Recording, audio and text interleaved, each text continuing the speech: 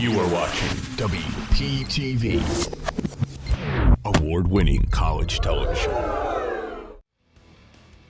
Welcome back to the desk with 5 games left for teams in their NBA season. It's time to start talking playoffs. So we've got a championship crew of our own here with me. Some of those players include Marc, Emanuel, Mikey, and Phritz. You know, Mikey, I'll start off with you. Someone who knows a lot about championships is none other than LeBron James. Injured his right foot, he's come back. Lakers are still looking to make that push, cement their place in the playoffs. You know, talk to me about his injury, what you've seen from LeBron. LeBron is still that guy.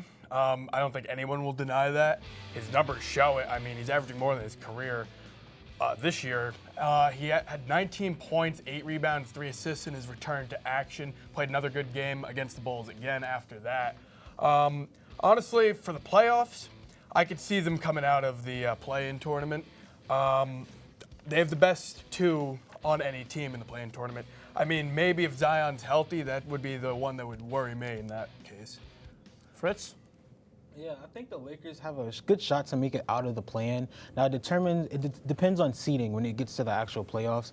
If they do play the Kings, I think that they can get out of that. You know, a young, inexperienced team, first time in the playoffs since 2006. So I think that they can sneak out of a series with the Kings. Now, if they play the Grizzlies or if they play the Nuggets, that's where things get iffy. That series might go to 7 or 6. We'll see what happens with that. But if they do play the Kings, I think they can get out of that.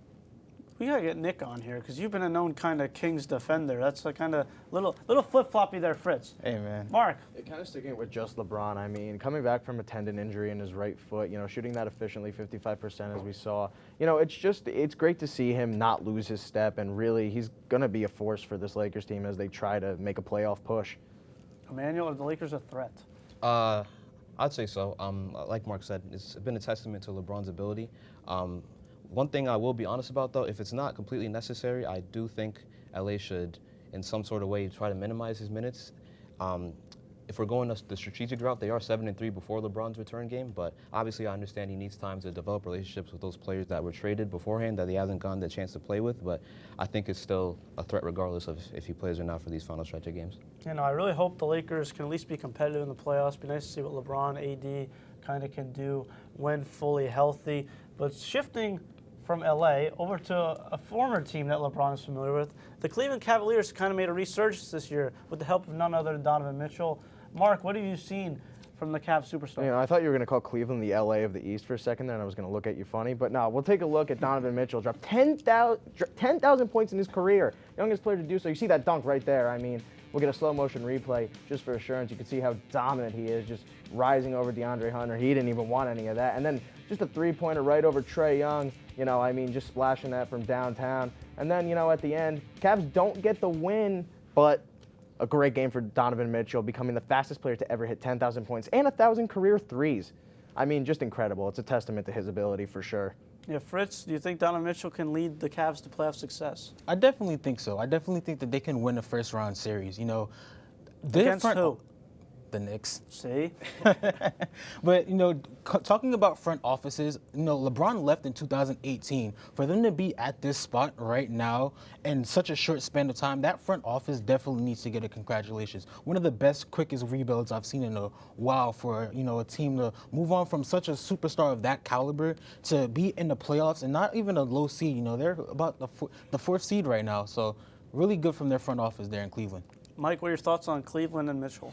I mean, they got good guard play, especially now that they got Mitchell. They have 2 good bigs, Mobley and Allen. But as a Knicks fan, I'm a little salty because they're the team that I think might take us out of the playoffs, and it's because they got Donovan Mitchell and we have R.J. Barrett. Hey, the play-in is in 2 weeks' time.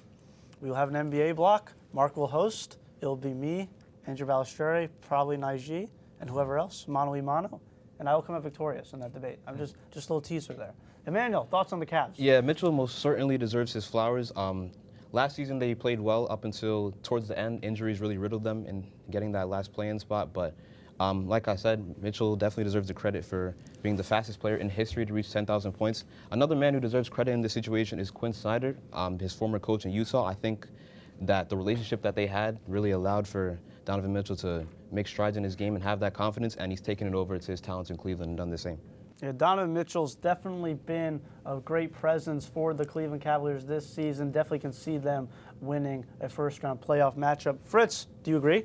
Yeah, I'm definitely happy with the Cavaliers and what they've done with Donovan Mitchell. And shout out to their front office. You know, LeBron James left in 2018. For them to be in the spot that they're in right now in 5 years, be a top seed in the Eastern Conference, 2 young superstars, Evan Mobley, a young up-and-coming big man, great. You know, their front office needs a lot of congratulations for what they've done.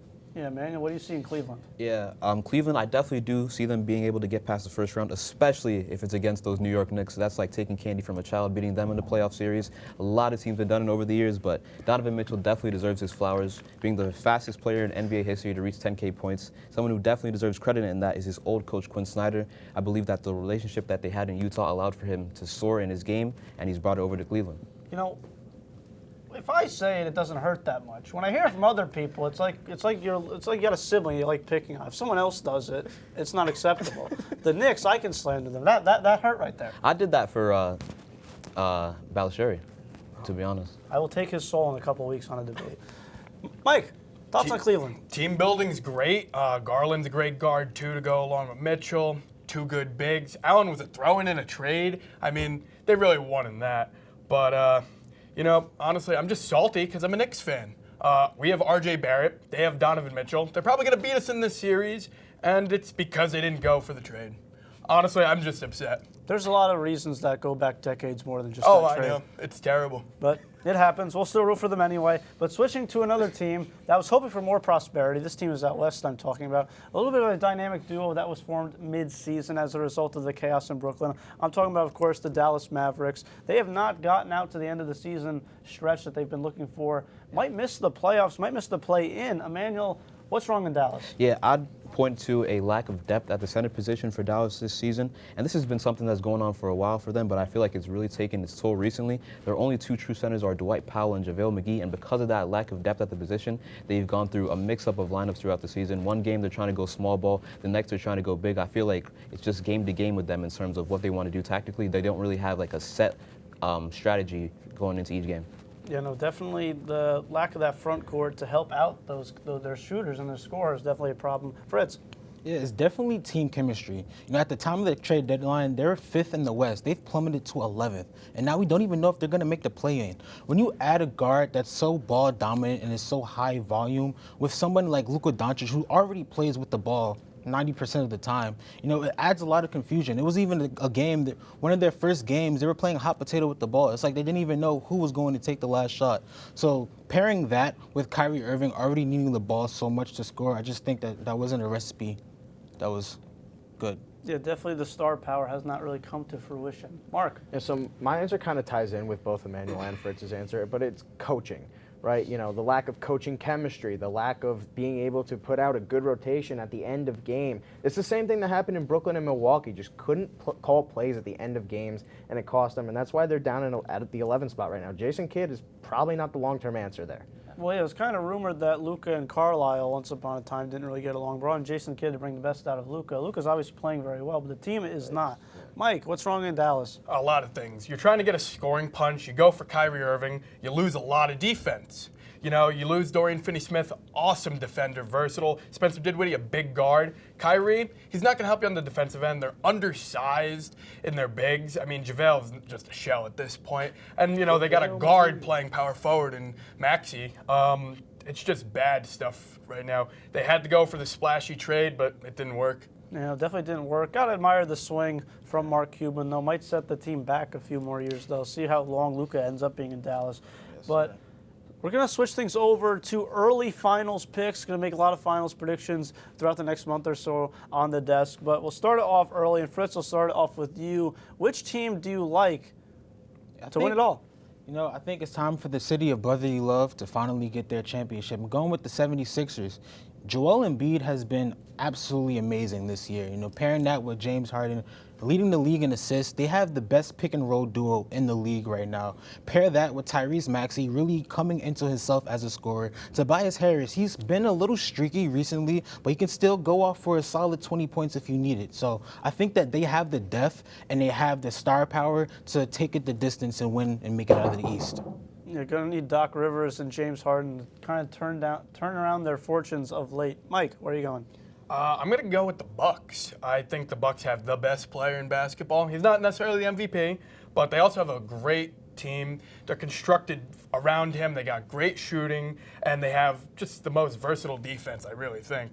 Especially having Brook Lopez as the rim protector. You can't really go wrong with the Bucks. They have experience. Yeah, anytime you got Giannis, I like them to be potential favorites. Emanuel. Yeah, I'm going to go with the Denver Nuggets. It still amazes me how people do not think Nikola Jokic is undeserving of his back-to-back MVPs, but I think this season is the year for him to cement his legacy with a ring, and I think that he'll be able to shut up the doubters once and for all. Yeah, the regular season stats obviously impressive. Time for postseason with Jokic. I think we can mostly all agree with that. For sure. Marc, close us out. I'm going to look Phritz right in the eye when I say this. When I say that the Golden State Warriors are going to be the NBA champions this year. I don't care what position they're in right now. I don't care what the advanced metrics say. They have experience in the playoffs. They will beat a team like the Kings if they have to play them in the playoffs. First round bounce, I'm telling you. They're too inconsistent. You know, when you look at their road record. Yeah, in the regular season. I don't care about the road record. Listen, you have I to care go about into what other they've done in the people's playoffs in houses years past. to make it to the playoffs. Andrew Wiggins is not there. You can't rely on Klay Thompson to just ride him like you used to in the past. Okay, You're going to rely on Embiid? He can't even finish a playoff series. Of course, I'm going to rely on yeah, Embiid. He's been doing this year for sure. For sure, 30 points per game, leading the league in scoring. Yes, I definitely have more faith in the Sixers than I do than the Warriors. Yes, for sure. No, the Warriors have experience. Look. Stephen Curry. That's all I'll say. Stephen Curry. Giannis and Tucker. Well, the Western Conference and the Eastern Conference is as open as it's probably ever been, so I'm certainly excited for the play and a lot of great teams in there. And then we obviously get to the playoffs. It's going to be very fun to crown our next NBA champion. That's all we have for you this week. Don't forget to follow us at SportsDeskWP on Twitter and Instagram for updates and more. Join us next week. We're going to keep things similar, softball, baseball, maybe some more MLB. We would like to give a special shout out as well to all of our cast and crew, as well as our wonderful studio manager, Al Clarke. From Studio B in Hamilton Hall and from everyone at the desk, I'm Jimmy Patton, and we'll see you next week.